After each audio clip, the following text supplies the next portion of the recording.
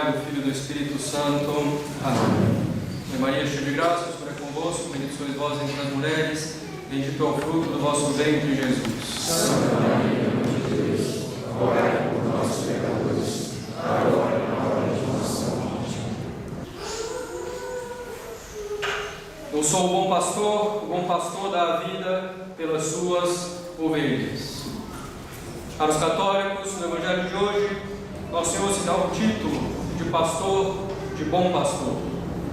Nosso Senhor é o pastor que conhece perfeitamente suas ovelhas, que guia o rebanho, que vai à frente de suas ovelhas, que guarda e defende as suas ovelhas, que as alimenta e que dá a vida por elas.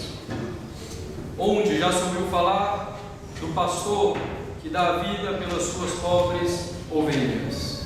Somente nosso Senhor Jesus Cristo é tão bom pastor ao ponto de dar a vida pelas suas ovelhas pecadoras. Que grande a bondade e a misericórdia divinas ao nos dar um pastor como nosso Senhor Jesus Cristo. E nosso Senhor foi venerado como bom pastor desde o início, desde o tempo dos primeiros cristãos. Já São Pedro, no final da epístola de hoje, menciona Cristo como pastor das ovelhas desgarradas. Nas catacumbas em Roma, os cristãos muitas vezes se reuniam para o culto, para venerar os mártires lá sepultados. Então, nas catacumbas nós encontramos pinturas de Jesus, o bom pastor.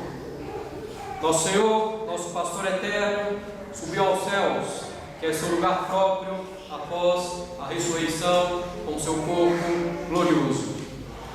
Antes de subir aos céus, porém, na quinta-feira santa, durante a última ceia, a primeira missa, nosso Senhor nos deixou pastores, seus representantes na terra, para guiarem os homens ao pasto eterno do céu. Ele instituiu o sacerdócio. Nosso Senhor fundou sua igreja, a Igreja Católica, Apostólica Romana, como uma sociedade hierárquica, com o Papa como chefe supremo, com os bispos responsáveis por uma proporção do rebanho, sempre em obediência e dependência do Papa e com os padres que cooperam com os bispos. Nosso Senhor, na sua bondade infinita, instituiu o sacerdócio, Ele instituiu o sacramento da ordem, Ele instituiu pastores para as suas ovelhas. São Bernardo nos diz que todas as graças nos vêm pelas mãos de Maria, como dizem também vários santos e a própria Igreja. Mas podemos dizer, repetindo as palavras do Santo Cura d'Ars, que tudo nos vem também pelas mãos dos sacerdotes. Todas as graças, todos os dons celestiais. É muito conhecida a passagem na Sagrada Escritura em que o profeta diz que todos os males vêm dos maus sacerdotes, mas o contrário também é verdade e muito mais eficaz. Todos os bens vêm pelas mãos dos sacerdotes. É pelas mãos do Padre que o sacrifício que o sacrifício de Cristo na cruz é renovado sobre os altares durante a missa, e é pela missa que os méritos de Cristo nos são aplicados. Pelas mãos do Padre, nosso Senhor desce do céu em corpo, sangue, alma e divindade, sob as aparências do pão e do vinho. Nem Nossa Senhora, nem os anjos podem fazer tal coisa. Quem deu a vida da graça para a nossa alma pelo batismo, tirando-a do pecado original? Ordinariamente, o Padre. Quem purifica a nossa alma dos seus pecados atuais? O Padre, pela confissão. Quem alimenta a nossa alma, dando-lhe o corpo de Cristo? O Padre. Quem prepara a nossa alma para a morte, pela extrema unção, fortalecendo-nos para o último combate, no momento da morte? O Padre. Quem nos presta o auxílio das bênçãos e dos sacramentais para nos auxiliar, para nos ajudar a viver em bons cristãos? O Padre. Quem tem o dever de nos instruir naquilo que nosso Senhor veio nos transmitir, nos revelar? O Padre. Em última instância, caros católicos, como nos diz o Santo Cura d'Ars, todas as graças vêm ao mundo pelos sacerdotes. O padre se torna tal ao receber o sacramento da ordem.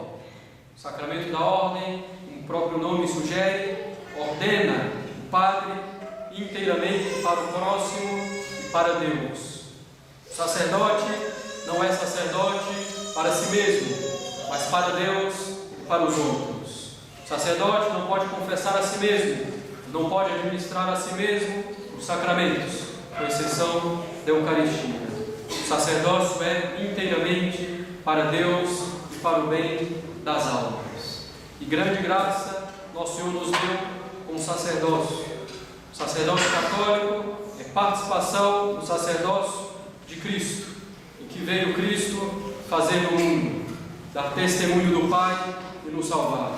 O mesmo deve fazer o sacerdote, fazer que Deus seja mais conhecido, amado e servido, e ele deve trabalhar pela salvação das almas. Se é tão grande a importância do sacerdócio, é imperioso que haja padres e bons padres. Ainda para citar São João Maria Vianney, se uma região é deixada 20 anos sem padre, as pessoas irão adorar os animais. O mesmo se pode dizer no caso em que o pastor, em vez de ser um bom pastor, é um mercenário preocupado com seu próprio bem e conforto, preocupado em propagar suas próprias ideias, não as ideias de Cristo, ou preocupado em agradar ao mundo, em vez de se preocupar a glória de Deus e a salvação das almas. O mesmo santo nos diz que quando se quer destruir a religião, se começa por atacar o sacerdote, pois sem o sacerdote não há mais sacrifício, e sem sacrifício não há mais religião. Ataca-se o sacerdócio porque é dele que vem todo o bem, pelo sacrifício, pelos sacramentos, pela recitação do ofício divino a que o padre está obrigado e por tantos outros meios. O demônio, porém, sabe que não pode destruir o sacerdócio católico, pois Nosso Senhor nos assegurou que as portas do inferno não haveriam de prevalecer. Sabendo que não pode destruir o sacerdócio católico, o inimigo tenta então desvirtuar o exercício desse sacerdócio, de forma que o sacerdote não seja mais o homem do sacrifício da missa e do culto a Deus, de forma que o sacerdote se preocupe mais com os aspectos sociais do que com o bem das almas, de forma que o sacerdote se torne um filantropo mais do que um pastor, de forma que o sacerdote busque os seus interesses e não os interesses de Deus e o interesse da salvação das almas. Infelizmente, esse desvirtuamento do sacerdócio católico está bem presente atualmente. Se nossa sociedade vive na grande confusão atual, é em grandíssima parte devido à crise que há no sacerdócio. Ainda não chegamos a adorar os animais, mas estamos bem encaminhados com o aborto, com o casamento, a união dos homossexuais e tantas outras coisas, destruindo o fundamento mesmo da sociedade.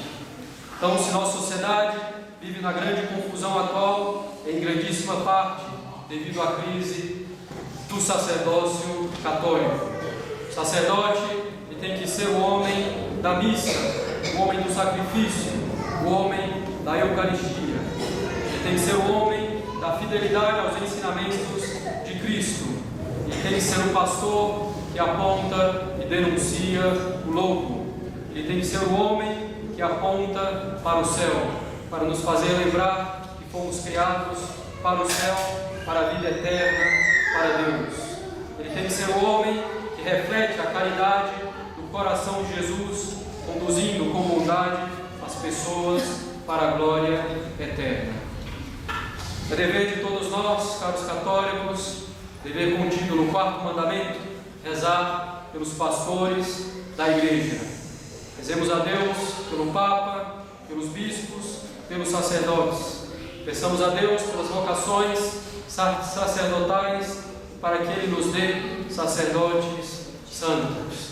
Não há outra solução para a crise a não ser a santificação das famílias, pela santificação das famílias, que saiam boas e santas vocações sacerdotais para converter as almas. Façamos então a nossa parte, sendo bons cristãos, bons católicos, pois Deus dá ao povo os pastores que o povo merece. Nosso Senhor é o bom pastor que dá a vida pelas suas ovelhas. Se rezamos para que Ele nos dê pastores segundo o seu coração, Ele há de ouvir as nossas preces. Em nome do Pai, do Filho e do Espírito Santo. Amém.